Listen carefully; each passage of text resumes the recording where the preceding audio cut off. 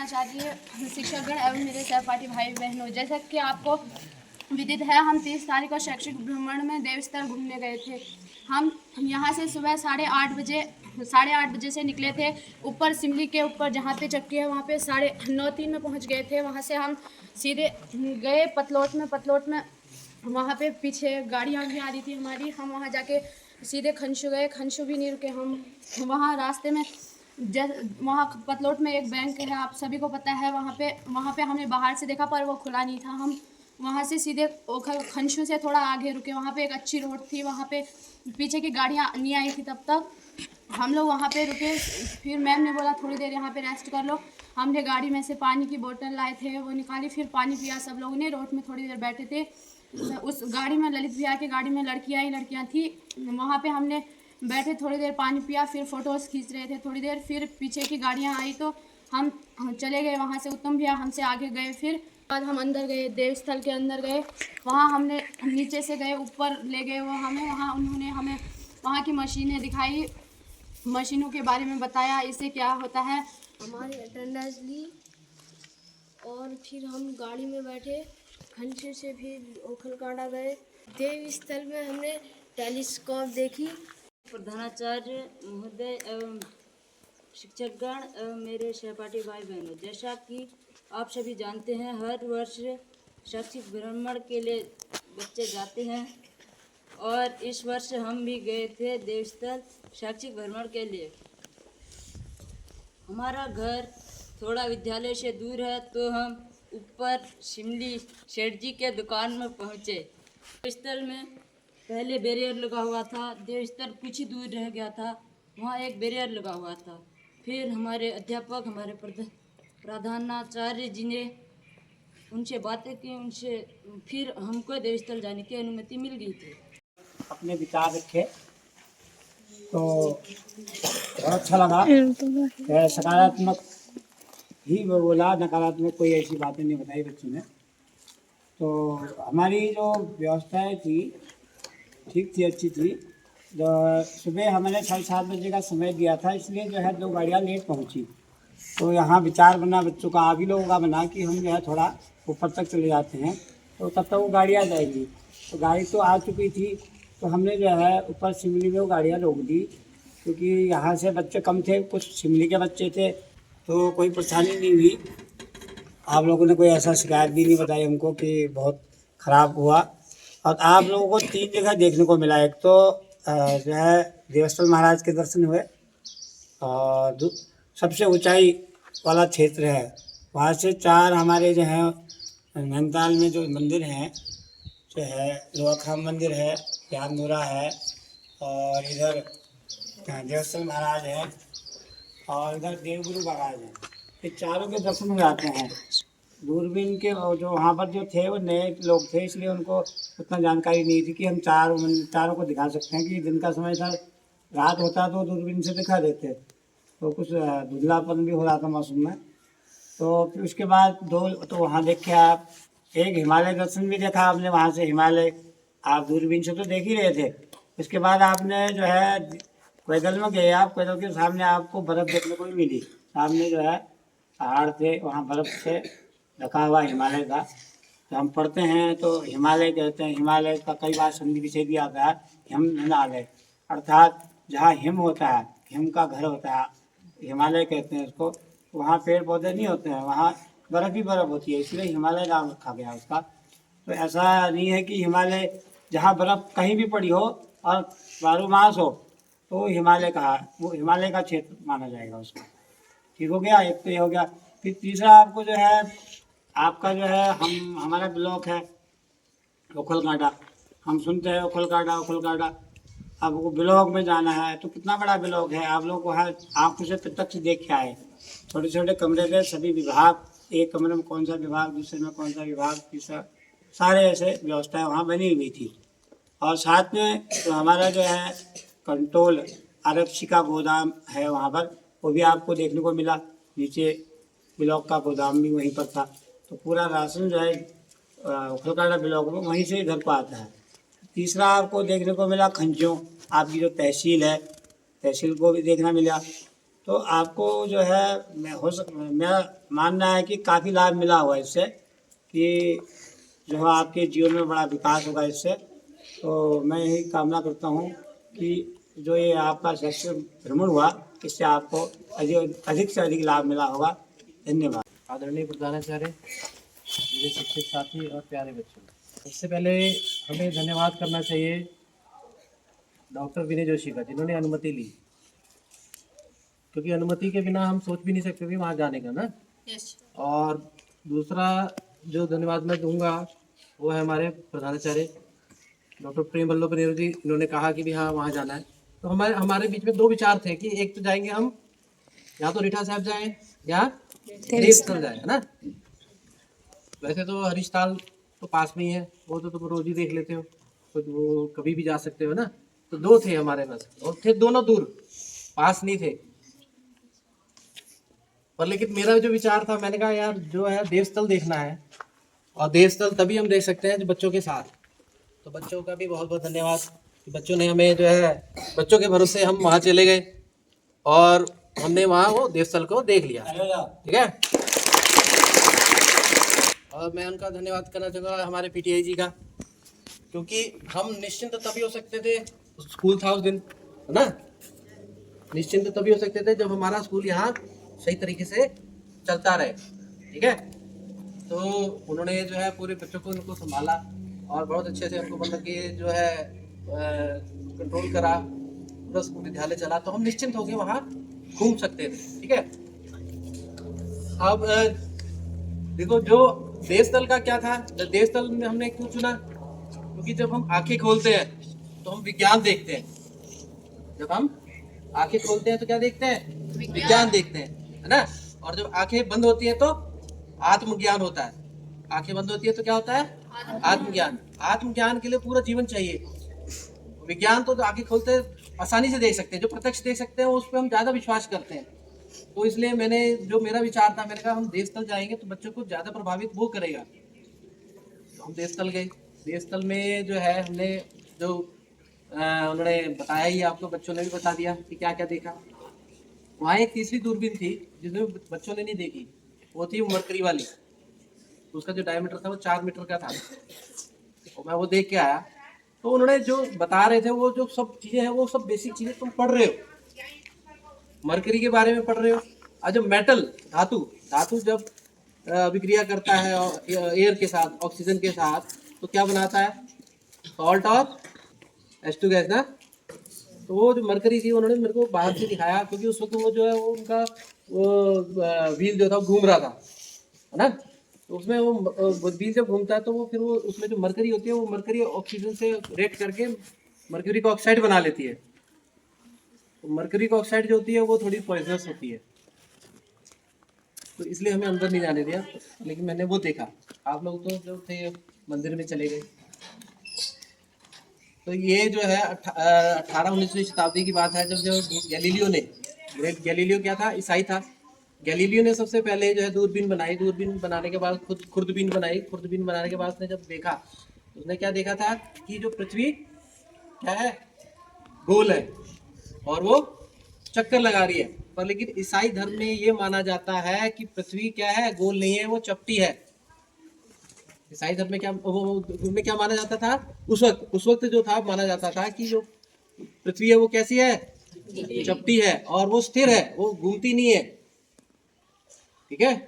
तो उस वक्त गैलीलियो 78 साल का था और उसको इसने कहा कि ये तो यार ये तो शैतान का आला है, शैतान का दूत है, ये तो बात अलग कर रहा है। क्योंकि उसकी जो वैज्ञानिक दृष्टि थी, उसका जो सुरूर था वो अलग ही था, है ना।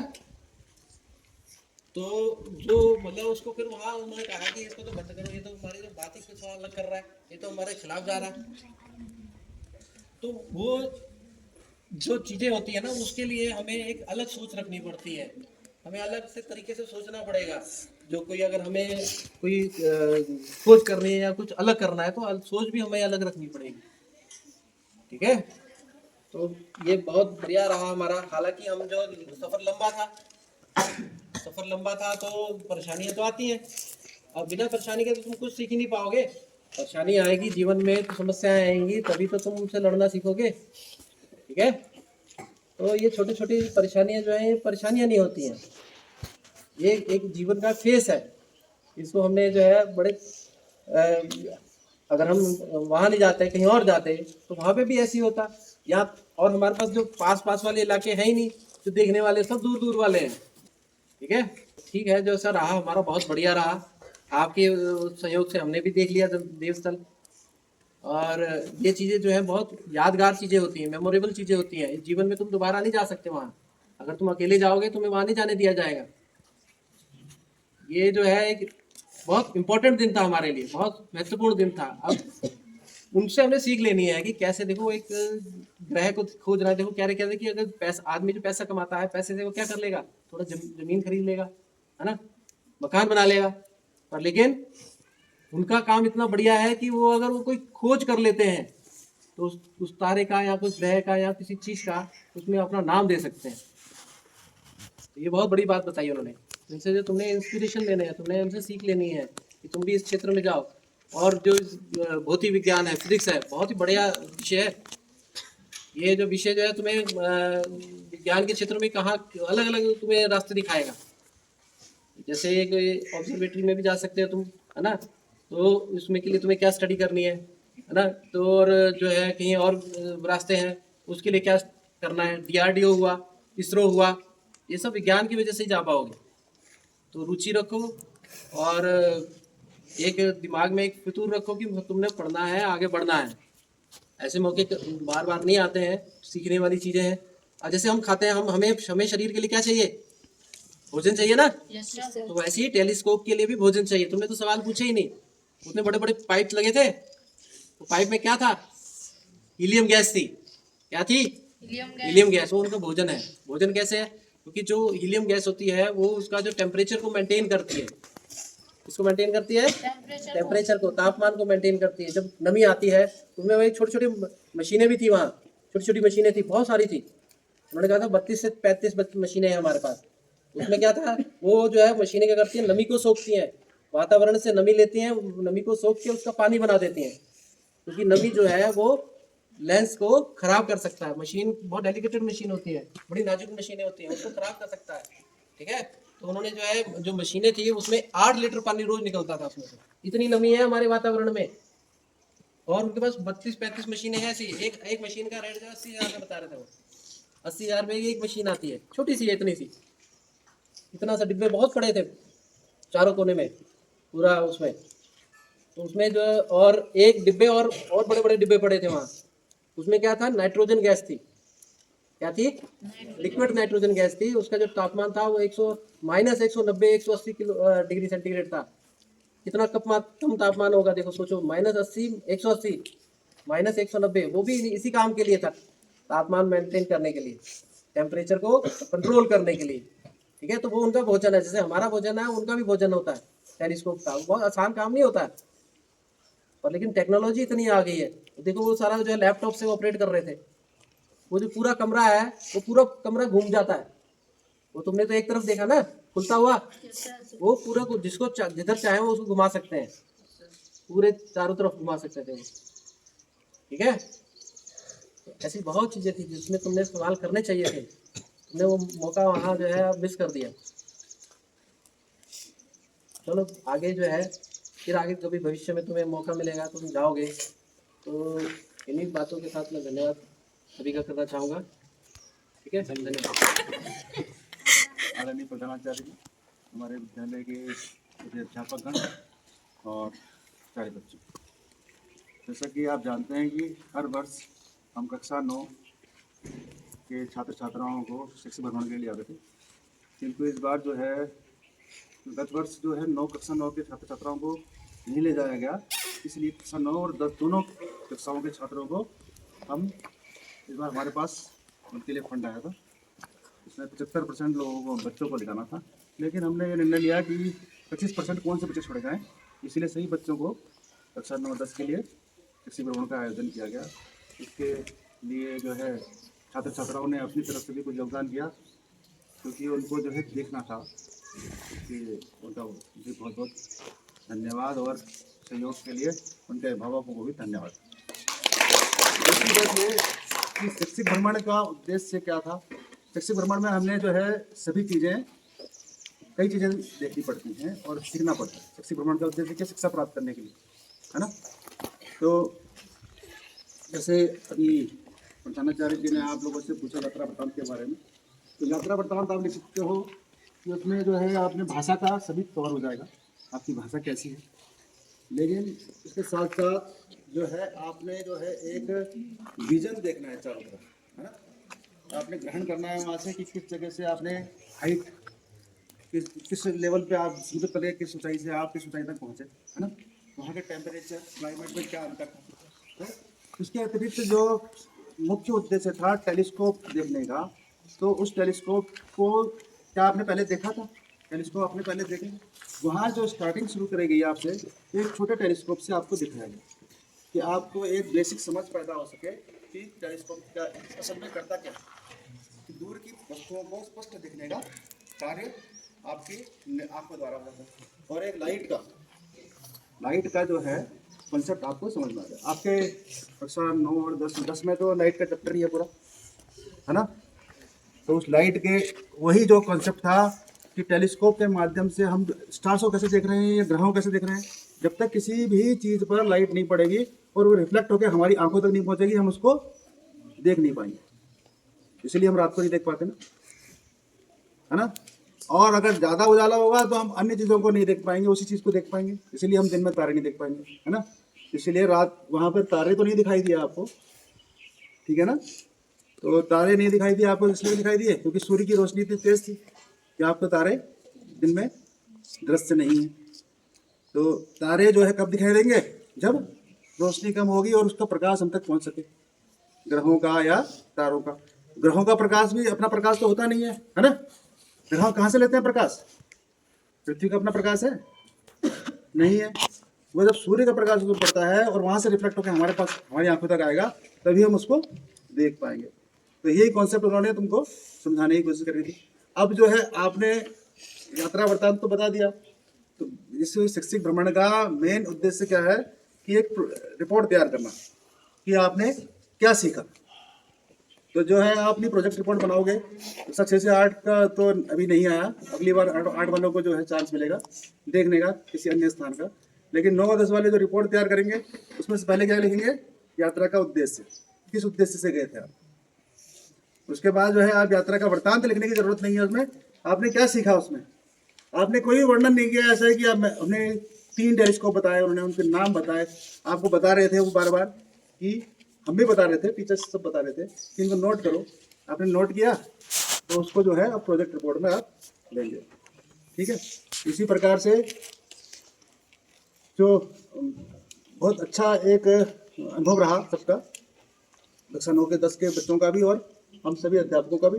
एक सार्थक चीज़ को हमने देखा और उससे हमने कुछ सीखने का प्रयास किया। इसको जो है आप अपने जीवन में अमल में ला सकते हैं और इस क्षेत्र में भी आप अपना करियर बना सकते हैं।